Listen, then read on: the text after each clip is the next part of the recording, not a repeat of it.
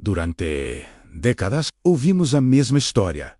O autismo é uma condição neurológica, genética, biológica, algo que simplesmente acontece. É uma versão confortável, fácil de aceitar. Mas e se essa for apenas uma parte da história? E se a realidade for mais desconfortável, mais silenciosa e muito mais difícil de encarar? Pense no passado. Quase não se ouvia falar em autismo. Diagnósticos eram raros, casos eram considerados isolados. Agora, avance para hoje.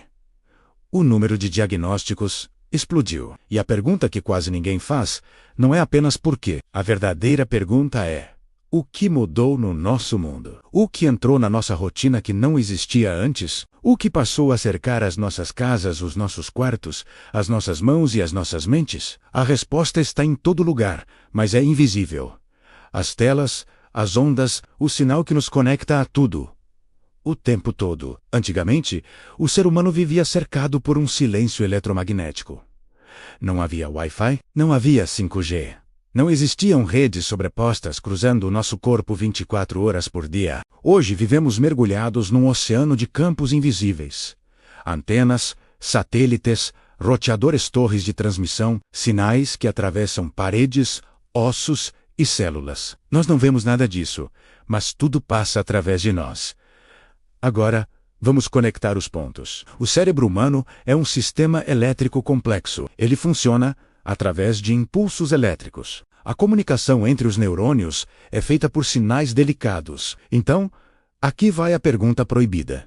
Se o cérebro funciona com eletricidade, o que acontece quando ele é forçado a se desenvolver e a viver dentro de um oceano de ondas artificiais? E se algumas mentes forem mais sensíveis a isso, mais abertas, mais receptivas e, por consequência, mais sobrecarregadas por esse ambiente? E se aquilo que chamamos de transtorno for, na verdade, uma mente que reage de forma diferente a um mundo que se tornou artificial? Um mundo que mudou rápido demais.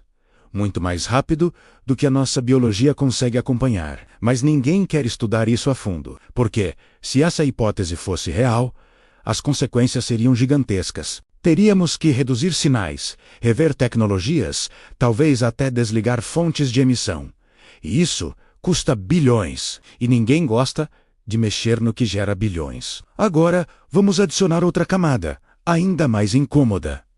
As telas. Antes, uma criança olhava para o céu, para o chão, para as formigas no jardim, para as sombras na parede. A imaginação era o playground. Hoje, muitas crianças encaram uma tela brilhante desde os primeiros meses de vida. Luzes fortes, movimentos rápidos, cores saturadas, recompensas instantâneas. O cérebro em formação recebe uma sobrecarga constante de estímulos. E quando um cérebro se molda nesse ambiente hiperestimulante, ele não nasce doente. Ele nasce diferente. Ele se desenvolve de uma forma otimizada para esse novo mundo digital. Mas o mundo real não se adapta a ele. Pelo contrário, o mundo exige que ele se adapte. E o que não se encaixa perfeitamente no padrão esperado é rotulado, transtorno, déficit, condição. Mas talvez, só talvez, o ambiente moderno seja o verdadeiro problema. Talvez estejamos olhando para o dedo, quando deveríamos estar olhando para a lua e a outra peça nesse quebra-cabeça que quase ninguém discute.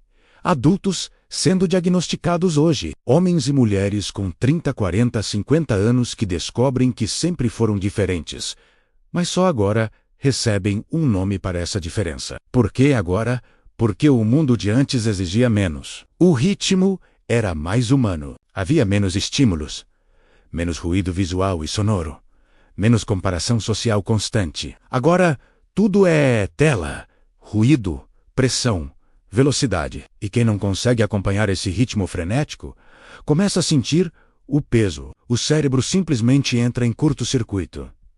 Mas e se essas pessoas não tivessem algo faltando? E se, na verdade, o mundo é que estivesse exigindo demais de mentes que simplesmente funcionam de outra forma, com outra sensibilidade? E aqui entramos na parte mais delicada de todas. Talvez a humanidade esteja passando por uma transição evolutiva forçada pela tecnologia. Talvez a tecnologia esteja, de fato, moldando cérebros diferentes. E talvez o que chamamos de espectro seja, na verdade, a manifestação da diversidade de uma mente que não foi projetada para viver numa selva digital permanente. Isso não é ciência confirmada. Não é uma prova. Não é uma afirmação categórica. É uma pergunta. É uma hipótese. É uma dúvida. E toda a grande mudança na história da humanidade começou exatamente assim.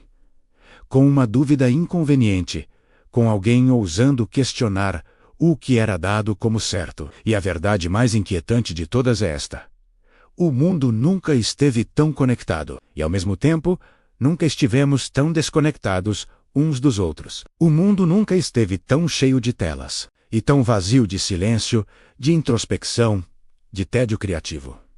Talvez o problema nunca tenha sido o cérebro humano. Talvez o problema seja o mundo que nós construímos ao redor dele. E talvez, um dia, a gente descubra que não existia uma epidemia de mentes quebradas, mas sim uma geração inteira de mentes sensíveis tentando sobreviver dentro de uma realidade que se tornou artificial demais. O que você pensa sobre isso? Deixe sua opinião nos comentários. Sua perspectiva é importante para essa conversa. Obrigado por assistir e até a próxima.